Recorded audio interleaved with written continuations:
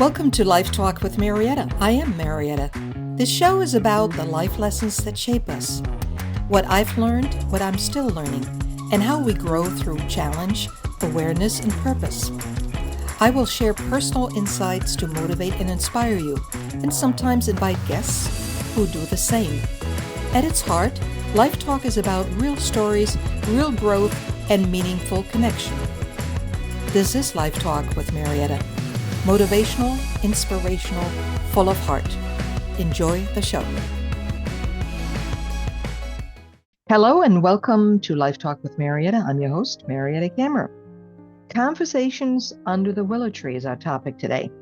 We all have a place in our minds where we can sit quietly for a moment, look back on where we've been, and think about where we're going. For me, it's under the willow tree beside a peaceful pond. Today, I would like to invite you to join me there. Together, we'll reflect on the roads we've traveled, the people who left their footprint on our lives, the things we once thought mattered, and the possibilities that still lie ahead. So find a comfortable seat, take a deep breath, and let's spend some time together under the willow tree. I'm very excited. It's a beautiful sunny day. It's very, very hot, and willow trees really give you a lot of comfort, a lot of shade. And that's the setting. So you're tuned into Life Talk with Mariette. Our topic, conversation under the willow tree. Let's get started. Where memories are honored, lessons are shared, and tomorrow begins. So let's begin with the roads we traveled. When you look back on your life, what was there one decision that changed everything? And you know, when we're living through it, we rarely know it's a turning point. It feels like an ordinary day. Yet years later, we can point to a decision, a conversation, a move, a relationship, or an opportunity and say, that's where everything changed. The funny thing is that life doesn't usually announce these moments. There are no flashing lights. We simply make a choice and keep moving. Then one day we realize that choice shaped our future in ways we never imagined. And I remember being 12 years old. I lived in a smaller town in Germany. And I remember that one day, it was a Sunday. A friend of ours had, a car already, and we drove outside of the town and we went up to a chapel on a hill. It was very, very picturesque, and you could overlook the town. It was just really, really beautiful. And I was there, and I looked and I said, I'm going to leave here. I will not spend the rest of my life here. And sure enough, at age 17, I moved to the United States. That was a moment. And I didn't realize when I put that wish out there, it happened. So, did your life turn out the way you expected? Well, most people smile when asked that question because the answer is usually no. When you're on the younger side and you have zero life experience, you don't really live your life by design. That comes much later in life. If you have earned awareness, if you have worked on yourself. So, life has a way of rewriting our plans. We imagined one future and life delivers another. Yet, when we look back, many of us discover that the unexpected chapters often became the most meaningful ones. Sometimes life knows more than we do. Well, it certainly did. Age 12, I wished I like to leave. I don't want to spend the rest of my life here. At age 17, it happened. And I was able to move from Europe to the United States. That was the biggest jump, if you will. And it was a very meaningful one. What road did you never expect to travel? Well, we're jumping ahead a little bit with that question because everyone has one. It's very interesting, the children that grow up that were not navigated through their early lives with school, with learning skills, finding out their talents. When children are left alone to their own, they most of the time don't flourish because you just don't have that belief system that you can do something. And of course, why should you try? Once or twice it didn't work, and that was the way it is. So you don't try any other areas. And when you don't have mentors, you don't have a navigator, you don't have a friend that really sees the potential in this little kid, well, you just grow up like a weed, in apostrophes, a weed. Well, wherever every day leads me, I'll move. And that's very, very sad. Because I remember being a great little girl. My little girl is, and I'm talking about myself, my inner child. Great potential, great curiosity, interesting, had great retaining power. I still have that today. And I had very limited help, but the kind of help that I did have from my father was, my father always said, you don't have to be the smartest, but you got to know how to help yourself. Common sense was very, very important to him. I remember that. So, and much later in life, I understood what he was trying to tell me. No matter what comes your way in life, you have to be able to conquer it. You have to be able to help yourself. Now, he went through the war. Afterwards, he lost his business. Was a baker by trade. He lost his business because of the infection he had, the allergy he had on his hands. He got from the flour and everything. So, you just pretty much do what other people tell you, what your mother and father want you to do. My mother wanted me to go into accounting and office, so that's what I did, even though I was lousy at it in the beginning. But I got better. I really got better. I had no interest. But that changed over time. Not that I'm crazy about accounting, but I have a handle on it. So, but what road did you never expect to travel? That came much later in life. Being a radio broadcaster, a TV host, and everything, standing in front of the camera, conquering communication, conquering my fears. Absolutely. Everyone has a story. So perhaps it was caring for a loved one, surviving a health challenge, starting over after a loss, moving to a new country. That was it with me. Or reinventing yourself later in life. Look, folks, you are reinventing yourself all the time. They just don't, it's not talked about. So there's some people that go from job to job. That doesn't mean they're reinventing themselves, unless they're doing something totally different. Okay, they're a clerk, an office clerk one day, and then the next day they're taking flying lessons. And then the next day, they become an electrician. Now, that's not reinventing themselves. In a way it is, but it really isn't. It's just finding out where your interest lies. But reinventing yourself, it's something that you just need to put into your portfolio. That happens all the time. Those roads are rarely easy, yet they often reveal strength we never knew we possessed, and this is true. And there are people that go through death of a loved one.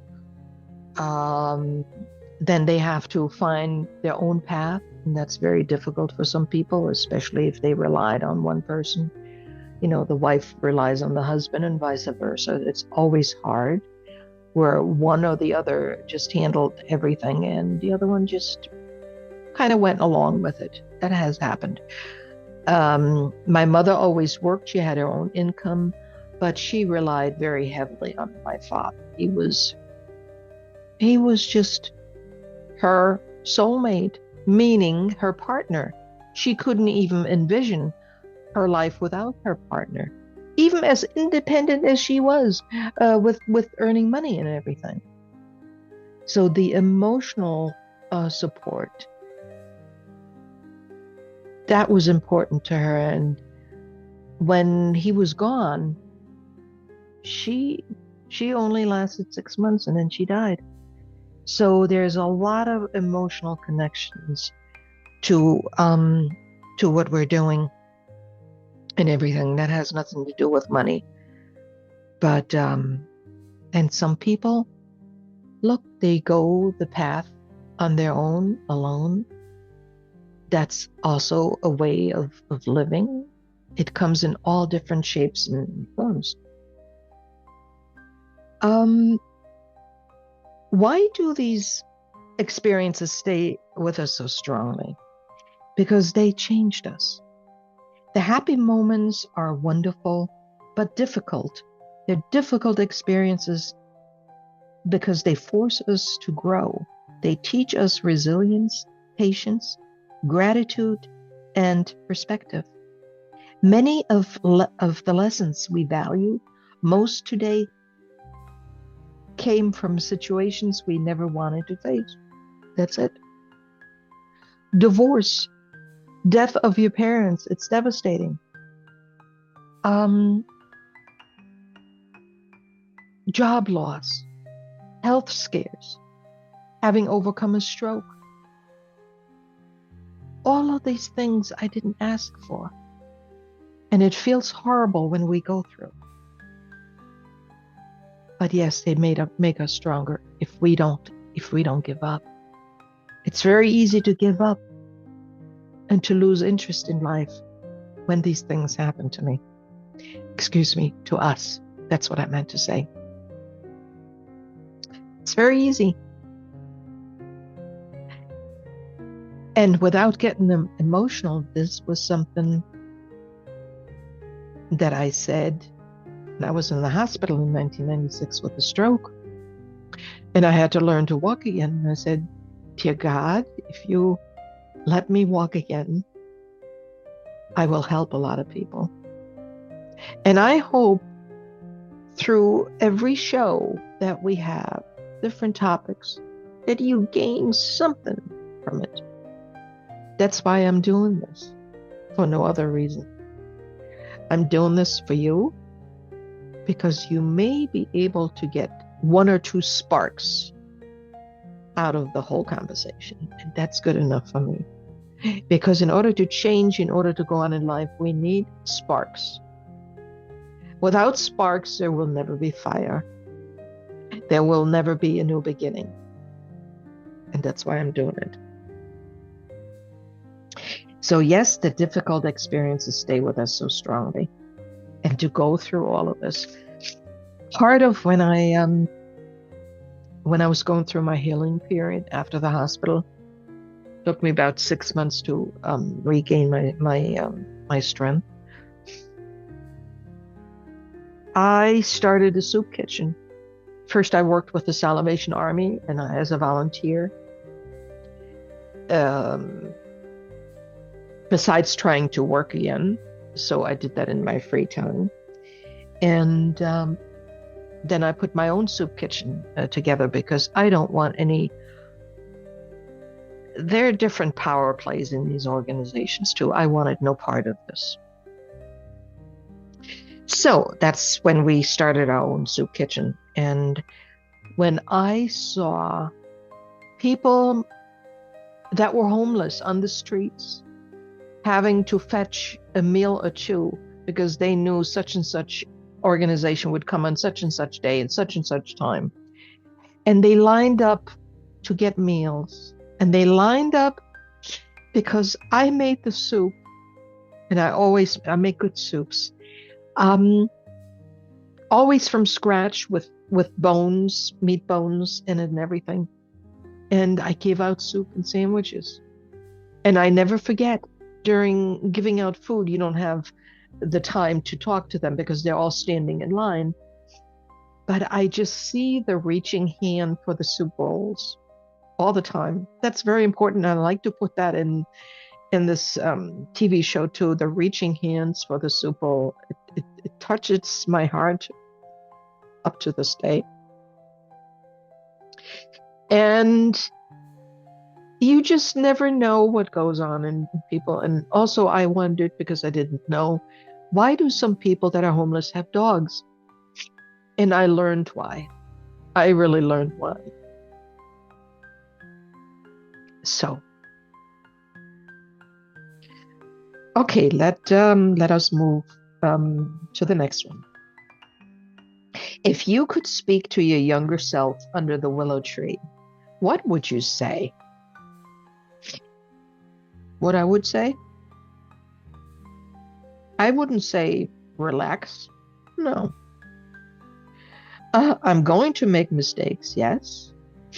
But you know what I learned too? To listen to my intuition. But I see you still make mistakes. Oh, okay.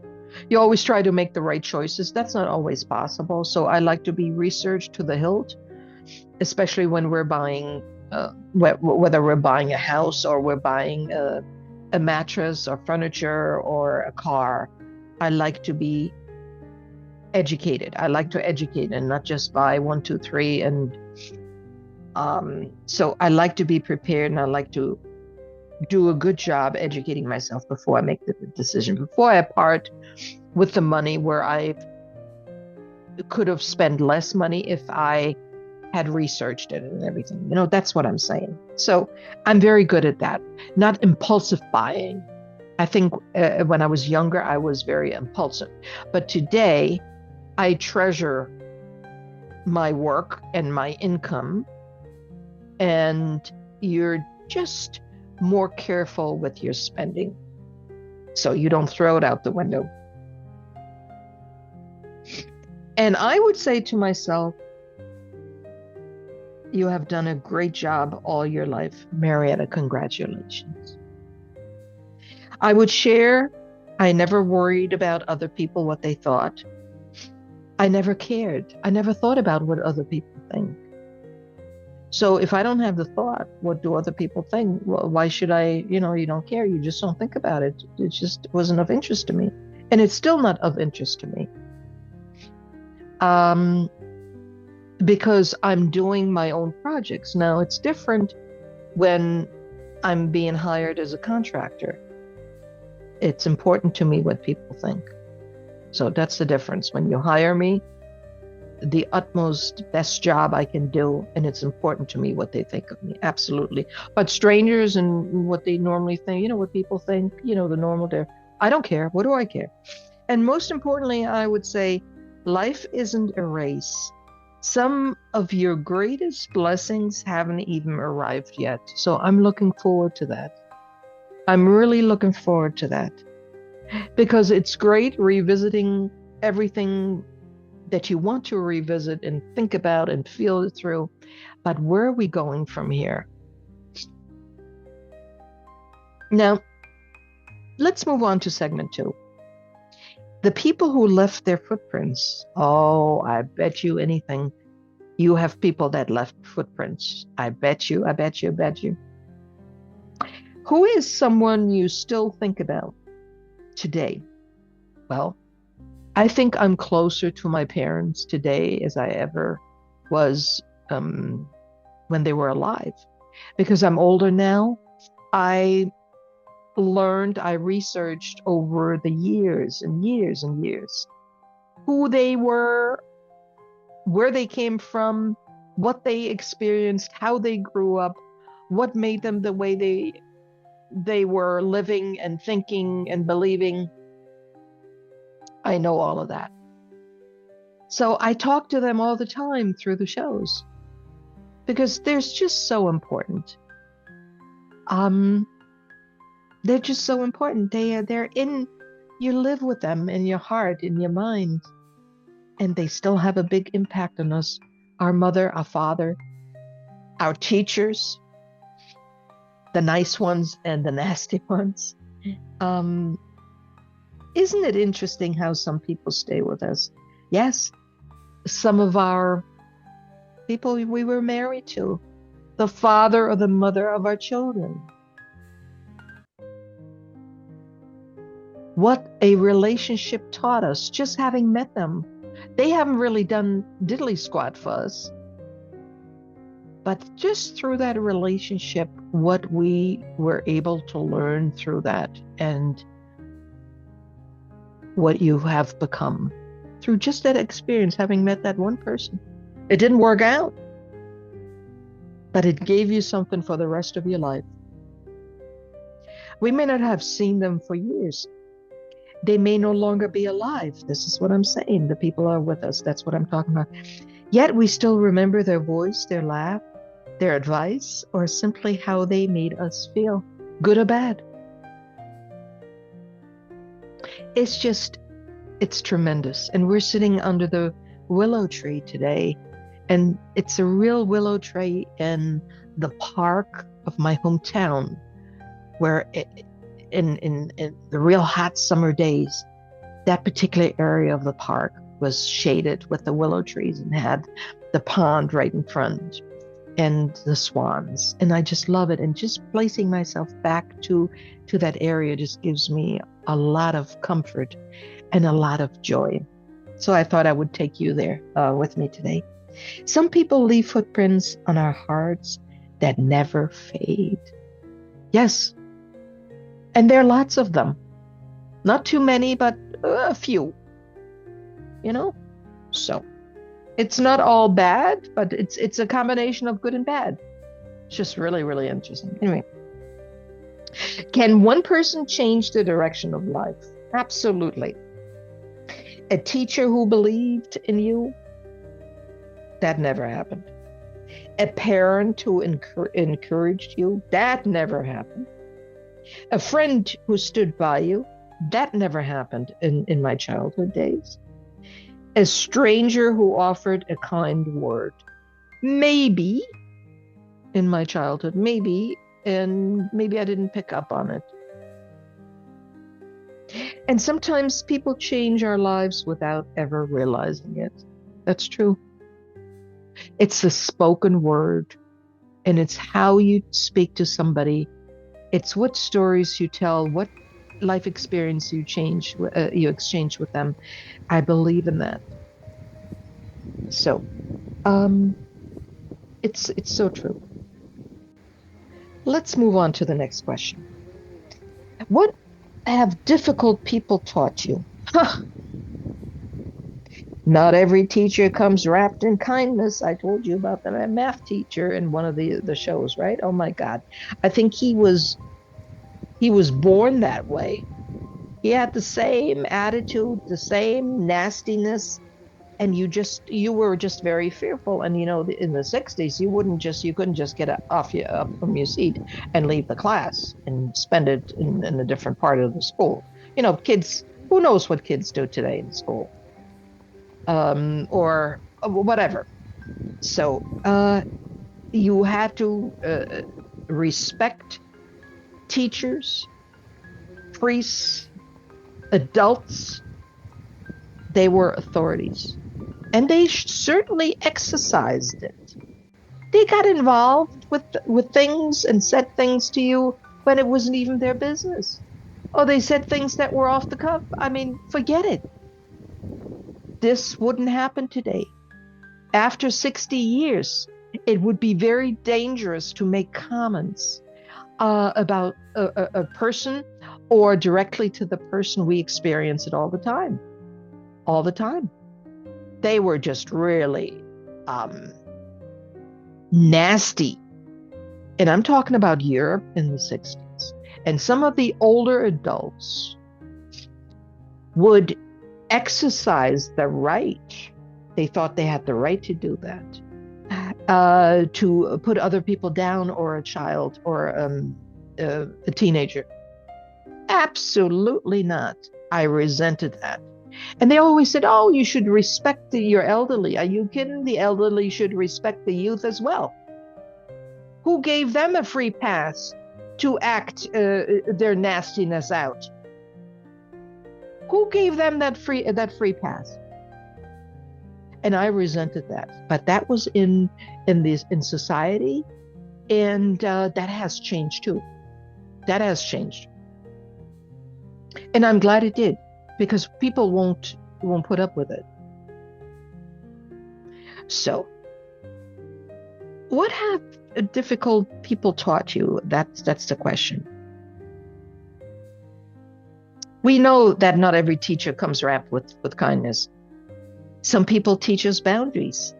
Some teach us courage. Some teach us what we deserve. I can imagine that, right? And some teach us what we should never accept again. Looking back, even the difficult people served a purpose. Yes, I agree with that. Yes, to everything I said, yes, without going in any details. So we're all teachers, not just in school. We're life teachers. Everybody that's on the street, everybody we come in contact with, we're life teachers. We're life teachers. That's a very good way of looking at it. I like that. I like to bring that into my portfolio. I like that. So, who believed in you before you believed in yourself? Many of us can name someone. Well, yeah. A parent? No. A grandparent? Never met them because they passed away before I was born. A mentor? Didn't have one. A friend? Didn't have one. So I grew up as a wild flower. And that was tough, because all you need is a couple of rejections and you're flat on the ground. That's it. And you don't have enough strength to pick yourself up. No, and without encouragement and other encouragement and navigation, it's very tough for a child to pick themselves up. And that was my case. Sometimes another person's faith in us becomes the bridge that carries us forward until we find confidence of our own. Yes, I have to tell you, I was in my 30s, had a friend, and he said, Mariette, you're the type of person, and I was still in accounting and management. I remember that in Greenwich. And he was in the real estate business. And he said, Mariette, you're the type of person, you should be making $250,000. And I said, oh, $250,000. Oh my God, And I could never understand why he's saying it, or did I believe that? Much later, I went into the insurance investment business in 1984. And I stayed in that business as a broker, insurance, investment, and mortgages for 18 years. And I became a six-figure earner. Making out of nothing a thought is something, but developing a thought and executing it. I always say I make out of nothing something, because when you say that, you're really referring to, you can see opportunities that have potential. That's what that means, okay? What kind of footprint are you leaving behind? I never thought of that. That's a powerful question. At the end of the day, people may not remember everything we said or did, but they remember how we made them feel. Kindness leaves footprints. Encouragement leaves footprints. Love leaves footprints. The question is, what will people remember when they think of us? Well, here's the thing. I give out more kindness at times. And it's really how I feel. I don't keep track of it, but now with my notes, I'm forced to think about it. There are many people, and especially in some of my environment, people I deal with, and especially the companies. Look how companies treat their employees. Are they dealing with giving them kindness? I don't think so. There should be more kindness placed in appreciating people. So the culture is just not there. The mindset. I would want to see more of that. People just don't give other people enough encouragement or say, you did a great job, you did this, or you're fantastic. I always do it. When I see somebody has, really tries and everything, I do it all the time. I share that with them. People are reluctant to do that. So do I have an abundance of, oh, hey, you're great, and this? Absolutely not. And you know what? It feels great when I do get it. And the main thing is that I know when I'm great and when I'm not great. Because I always refer back to, how did I feel? How did I feel when I produced this and that and everything? And when you do something with heart, you never fail. You just never fail. And somebody may not see that. That's another thing, but that can happen too. So yes, kindness leaves footprints. And a lot of people still need to learn kindness, and especially when people get older and let's say everything, it was wonderful all your life. You find yourself first in an independent living facility, then in an assisted living facility. And instead of sharing kindness and appreciation with the caretaker that comes every day and helps you get into your pants or in your dress, and instead of showing gratitude or kindness or a nice word, instead of thinking, well, I pay for them, they should be here at 6:30 when I want to get dressed. Those are real stories, I'm telling you. They give them an attitude. And can you imagine working like that? And you have several people like that in one place. That's not good. So, and I'm a stickler for saying, okay, and I will make that point also, the institution should share who the people are, not just a name, and they should share how they lived their life, what they did for a living. It's very, very tough when they had a certain career and they were telling people what to do. Now it's the other way around, and they have to wait for the people. They are not adjusting ever. No. But if you have kindness inside of you, you can. Without kindness, you can't do that. So they're very miserable. We can have some very miserable clients. And those are real stories. Because when somebody else helps you, first of all, it's very hard to accept help for people and how it makes them feel. We know all of that. But I call for kindness. Okay. Let's move to segment 3, the things we thought mattered. What mattered to you at 20, that doesn't matter much today. Yeah? For many people, it was approval. Yes. It was approval. It's approval from the opposite sex. Yes. I fully agree with that. We worried about fitting in? Yes. Looking successful? Yes. Impressing others? Yes. Or keeping up. Then life teaches us something important. Not everyone needs to understand us, and that's okay. It's as simple as that. Now, this one sentence we would have never listened to as we were on this journey, looking successful, impressing others, or keeping up, and who knows. It was approval, right? No, when you have lived a stretch of time and have conquered big time adversity, that no longer becomes, it's not longer important. Do we still need to impress others? Maybe from time to time. Yeah, there's nothing wrong with that. Looking successful, it doesn't look. It doesn't have to be the Mercedes or the Audi.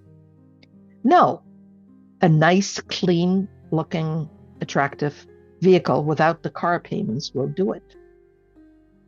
Doesn't have to be the in car, whatever the in car is, I don't know. The BMWs and the Audis and the Mercedes, they're always in. And I drove a Mercedes. I had a Mercedes. I leased a Mercedes when I went back to Germany in 1990 through 2000. I wanted to treat myself and feel the sound of just shutting the door to a BMW or to a Mercedes. Oh, it just makes you feel so great. And it rides wonderful. Had a beautiful green, dark green Mercedes, like Harrods green. Oh my God. I would like to drive that again. That would be a wish, but not a strong one. I'll take it. It's not a problem. I'm being a little humble about it. Would I like to drive a Mercedes again or a BMW? Yes. Yes. Forget the humble part now. Yeah. Yeah. Would I want to make the monthly payments? No. So I'll settle for something different. Settle. It's not settling. I could buy a Mercedes. I could lease a Mercedes or a BMW. It's not a problem. I don't necessarily. It feels good not to have the $800 payments. I'm talking about a lease. But I would love. Yes. Next question. What have you learned about success? When you're young, success often looks like money, titles, or achievements. As we get older, success starts to look different. Well, when I was young, I didn't have money. I didn't have titles, at least a stretch of time before I started my career. Or achievements. I had no achievements. So I had no money, no title, no achievements. Then I started the journey of insurance, investment, and mortgages in 1984. That's when I learned achievements. So, consistently. And I had money. And I made money because I worked hard. And I was in the right business where also the pay is accordingly. So you got to be in the right business that pays, where the tools that you work with, where they pay. You could be busy and working hard and everything, and they pay you diddly, and you never have anything except you work. You know what I'm saying, what I want to say. As we get older, success starts to look different. It might mean having peace of mind. That's important to me. Good health, very, very important to me, because if I don't have the good health, I can't move around. I can't be creative, nothing. Meaningful relationship, that's very important.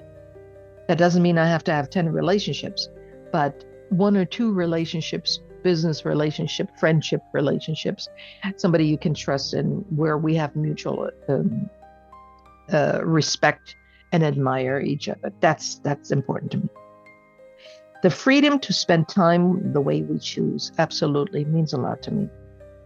Success becomes more personal. So true. We need a purpose. We might be retired. I'm not at the retirement age. Yes, I am. But I never look at myself as retired because I'm not.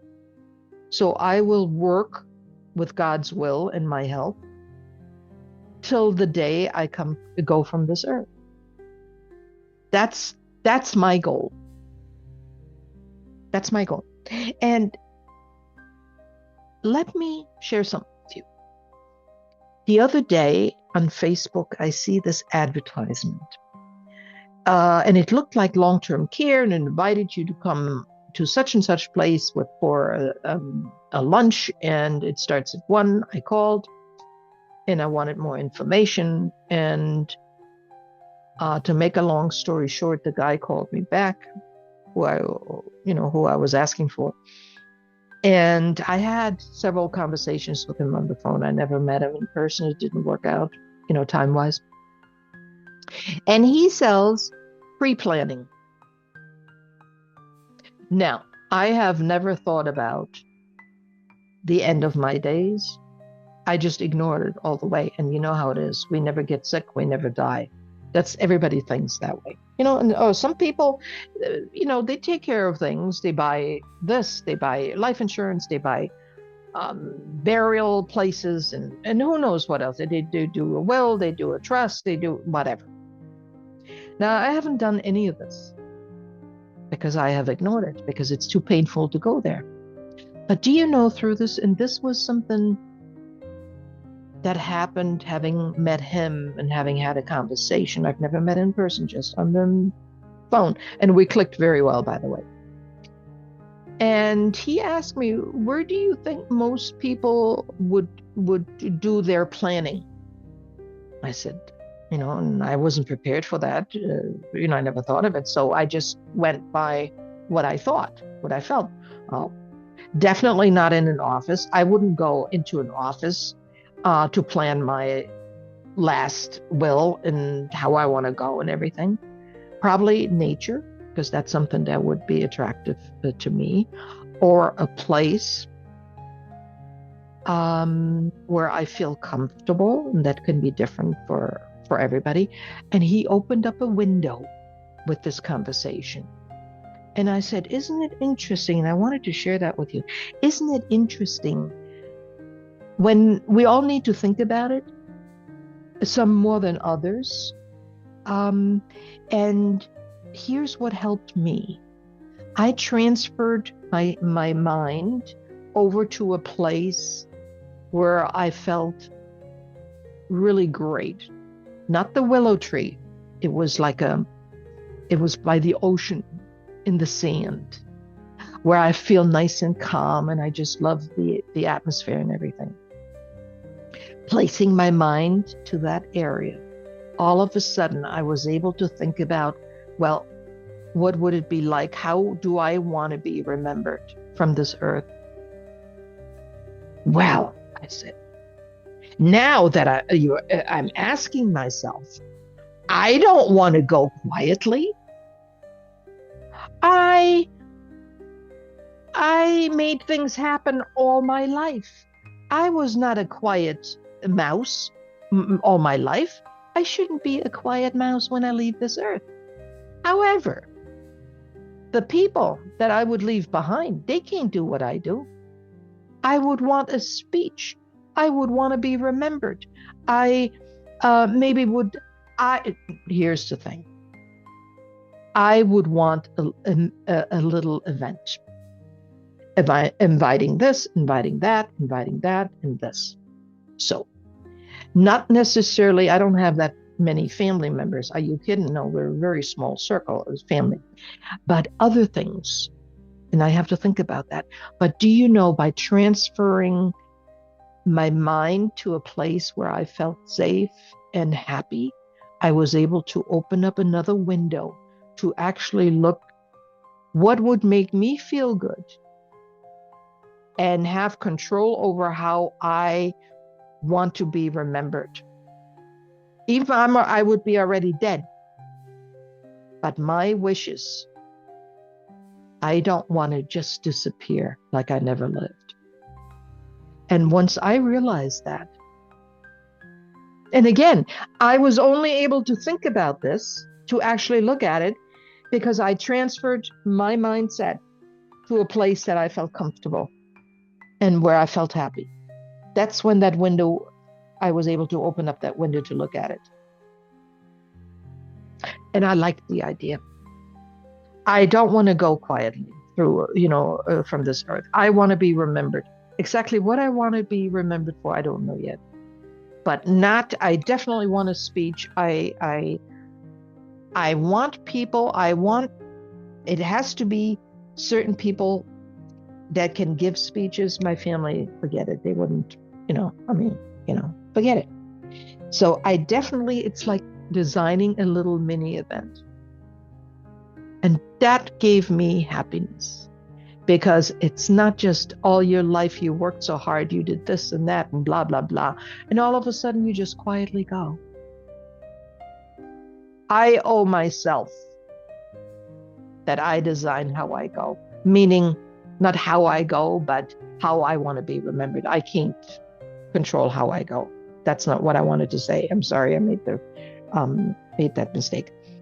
But how I want to be remembered. That I like that idea.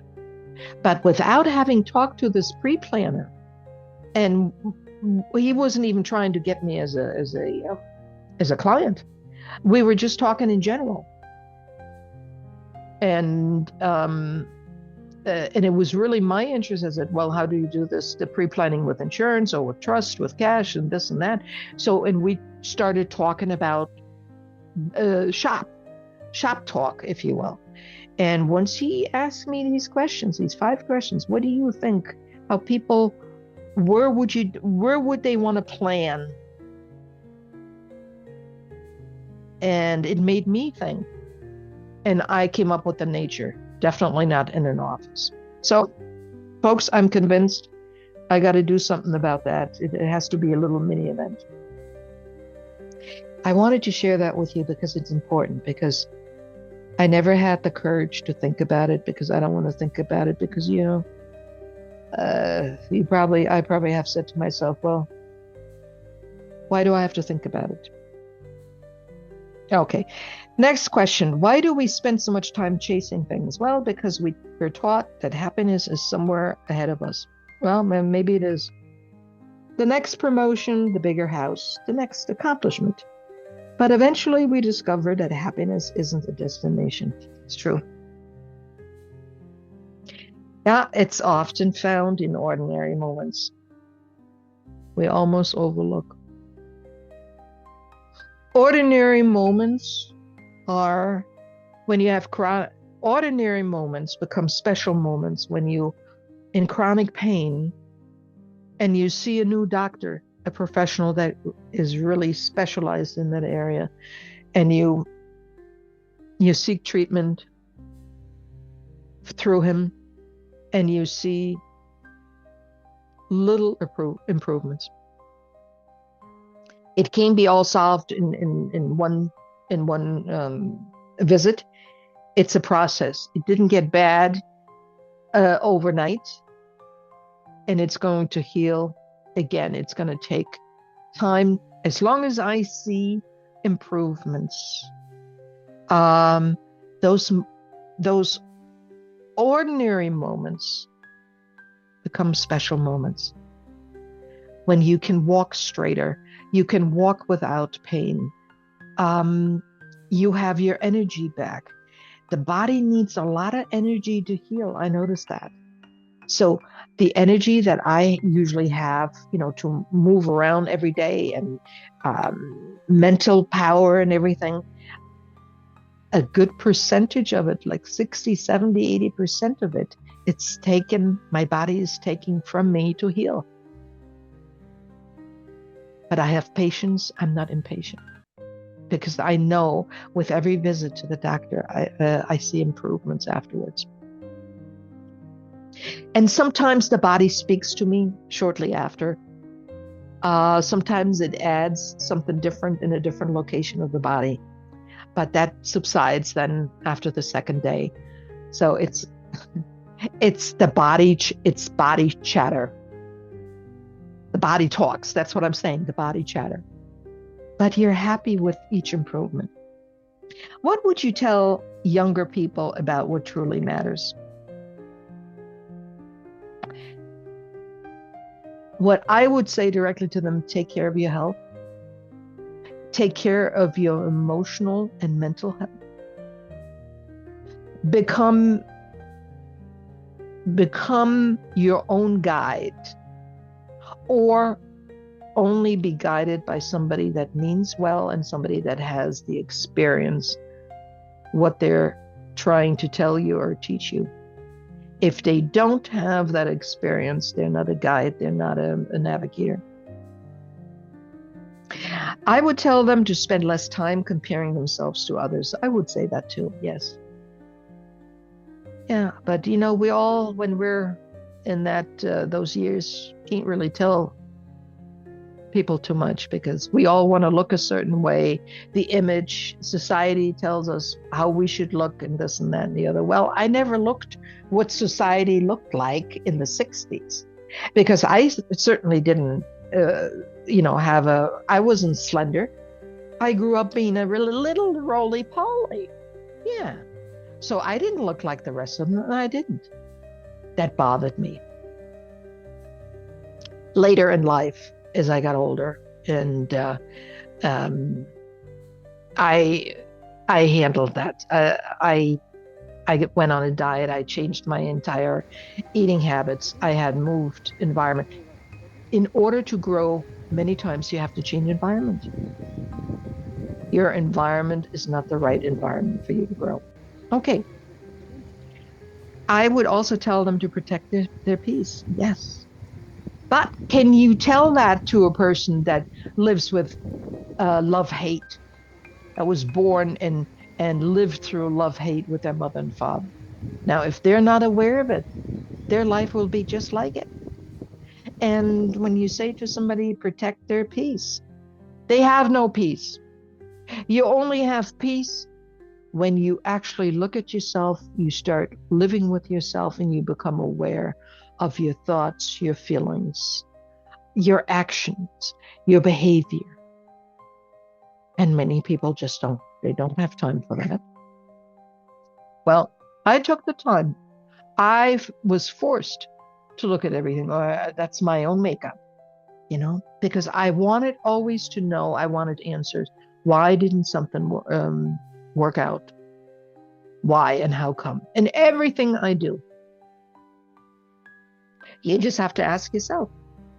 So, and I would remind them that life's greatest riches are often relationships, experiences, and memories. Yes, experiences and memories. That's what it's all about. Now, you don't talk like that when you're in your teens and your early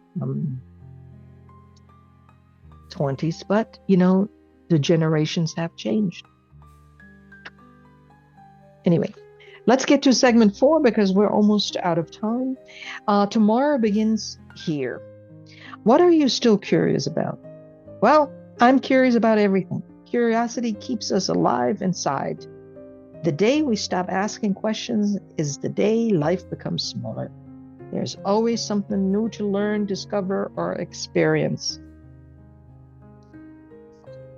Oh, very true. Can people reinvent themselves later in life? Absolutely. You reinvent yourself all the time. I've met people who started businesses in their 70s, moved to another country, wrote books, learned new skills, made new friends. Life doesn't stop offering opportunities just because we get older.